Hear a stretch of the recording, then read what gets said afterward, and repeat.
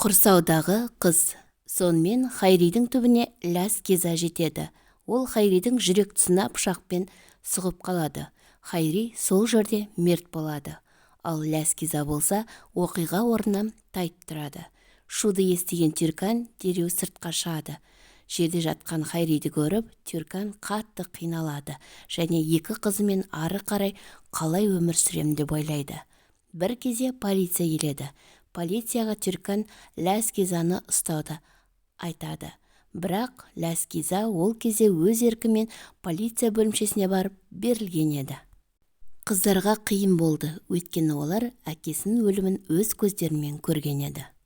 Тюркан амалсыздан Налянға телефон шалады және оның бұл оқиғаны естігенде қатты қайғыратын біледі. Тюркан Налянға телефон шалған кезде оның тек қана жаралы екенін айтады. Тюркан өз-өзін зорға ұстап жүр. Жағдайды ести салған Налян дереу Хайридің үйіне қарай бет алады.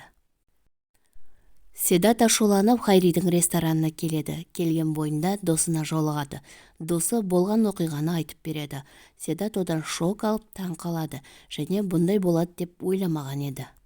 Лаз өзінің құрбысына Хайриді неге өлтіргенін айтады. Налян Хайридің үйіне келеді. Жерде жатқан Хайриді көріп, Налян қатты қайғырады.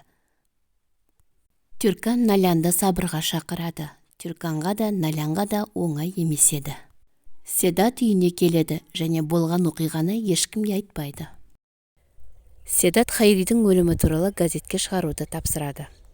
Ал Лазды болса түрмеге қамайды. Бұның барлығын Хайридің досы көріп тұрады.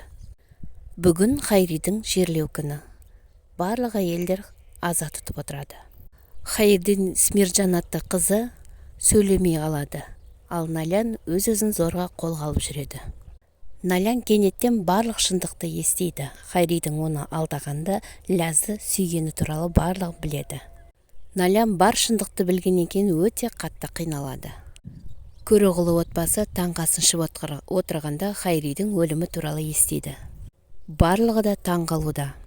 Рафет мырза Тюрканға көмектесуді бұйырады және де Хайридің отбасы бар екенін олар білмеген еді.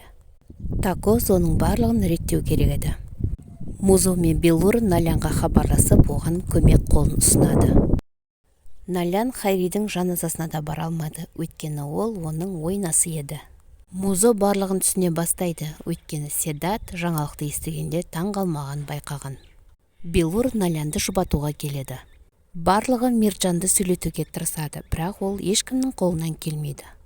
Седат жерлеу рәсімінің барлығын өз мойнына алады және көмектеседі. Барлығы да Хайридің үйінде жиналады, Тюрканға көмектесу үшін. Тако Тюрканды ұнатып қалады, ол армандаған сол қыз еді. Музо мен Белур да сол мезетте Тюркан мен Налянның қасынан табыла білді. Рафет мырза Седатты мақтан тұта бастады. Ол өз армандаған ұлы болып шықты.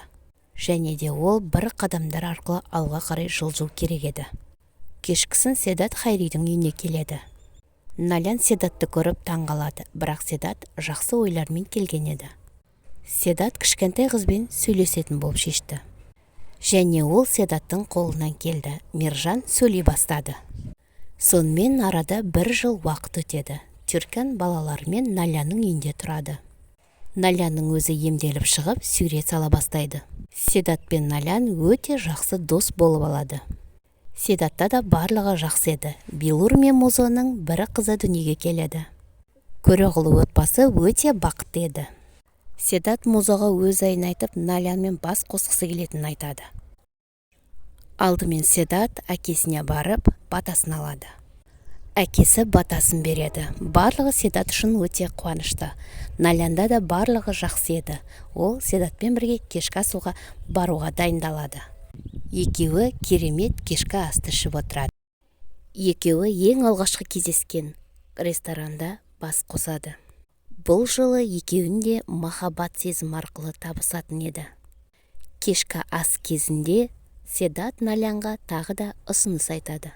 Седат өзінің махаббат көздерімен, шынайы сезімдерімен ұсыныс жасады. Сонымен тағы да арада бір жыл уақыт өтеді.